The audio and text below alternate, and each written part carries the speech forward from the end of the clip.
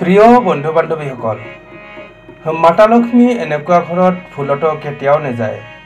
মহিলাসকলে ঘৰত সুখ শান্তিৰ বাবে সকলো কাম কৰে, কিন্তু কিছুমান এনেকুৱা কাম আছে যি কাম কৰিলে মাতালক্ষ্মী সিহঁতৰ ঘৰত কেতিয়াও নাথাকে।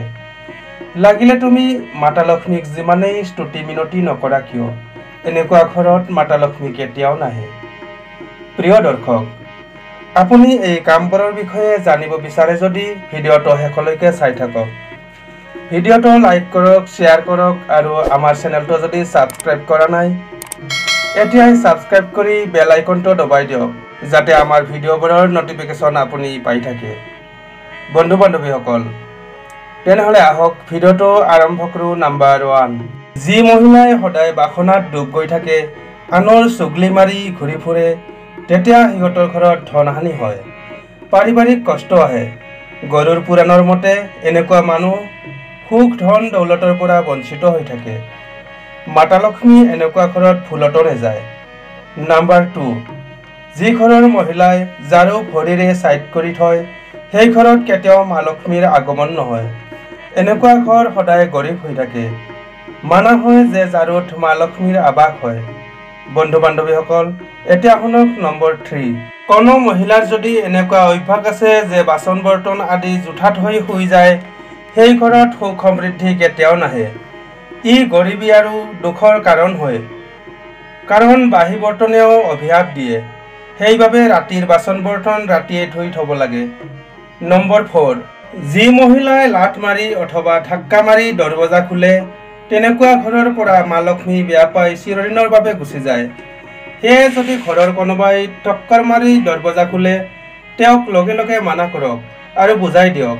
প্ৰিয় দৰ্শক, নাম্বাৰ 5, ঘৰৰ কোনো মহিলাই যদি দুৱাৰ মুখত বহি ভজন কৰে, সেই ঘৰ তেতিয়া গৰীব হৈ যায়। হিন্দু শাস্ত্ৰত এই কাম অতি অশুভ মানা যায়।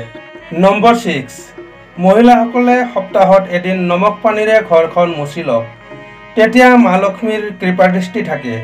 আধৰুৱা চাফ চাফাই কৰি থ'লে মা লক্ষ্মী খং কৰি গুচি যায়। নম্বৰ 7, যি ঘৰৰ মহিলাই ৰাতি ঝাৰু মাৰে, সেই ঘৰ কঙাল হৈ যায়। সেয়েহে এই অভ্যাস এৰি দিয়ক, কাৰণ এই সময় মা লক্ষ্মীৰ আৰাম কৰাৰ সময়। নম্বৰ 8, যি ঘৰৰ মহিলাসকলে পুৱা দেৰিলৈকে শুই থাকে, সেই ঘৰ পৰিবাৰ অতি সোনকালেই নষ্ট হৈ যায়।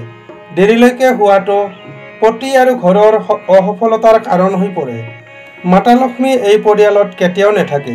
নম্বৰ 9, যি ঘৰৰ মহিলাসকলে ৰাতিপুৱা সোনকালে উঠি চোতাল চাফ নকৰে, তেনেকুৱা ঘৰত মাতালক্ষ্মী কেতিয়াও প্ৰৱেশ নকৰে।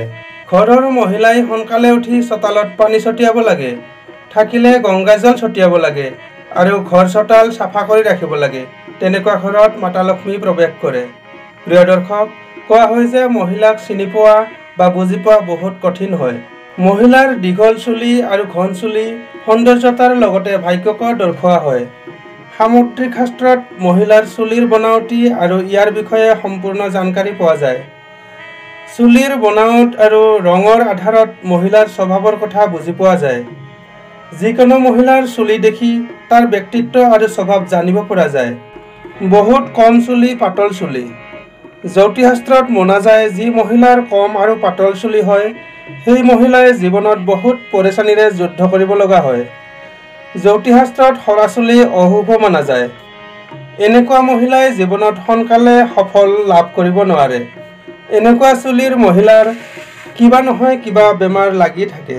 নাম্বাৰ 2, দীঘল আৰু গফা চুলি জ্যোতিষশাস্ত্ৰত বহুত মহত্বপূৰ্ণ মনা যায়। শাস্ত্ৰত কোৱা হয় দীঘল আৰু ঘন চুলি শুভ মনা যায়। এনেকুৱা চুলি মাতালক্ষ্মীৰ প্ৰতীক মনা যায়। এনেকুৱা দীঘল আৰু ঘন গফা চুলিৰ মহিলাক সুন্দৰ লগাৰ লগতে ধন সম্পত্তিও আহে।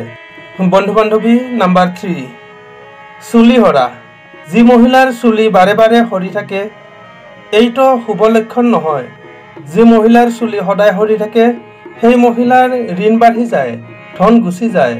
নাম্বাৰ 4, মাটিত পৰা চুলি। যি মহিলাৰ সৰা চুলি ফণীৰ পৰা উলিয়াই মাটিত পেলাই দিয়ে, য'তে ত'তে পেলাই থয়, সেই মহিলাই জীৱনত গধুৰ সমস্যাৰ সন্মুখীন হ'ব লগা হয়। সেয়ে সৰা চুলি ভালদৰে জমা কৰি পেলাই দিয়ক। নম্বৰ 5, মহিলাৰ চুলি আৰু এটা ভুলৰ বাবে পৰিয়াল ধ্বংস হৈ যাব পাৰে। শাস্ত্ৰৰ মতে সন্ধিয়া সময়ত মাথাত কাপোৰ ৰাখক। ৰাতি কেতিয়াও চুলি মেলি নাৰাখিব, নহ'লে আপোনাৰ ওপৰত বেয়া আত্মাৰ নজৰ পৰিব পাৰে।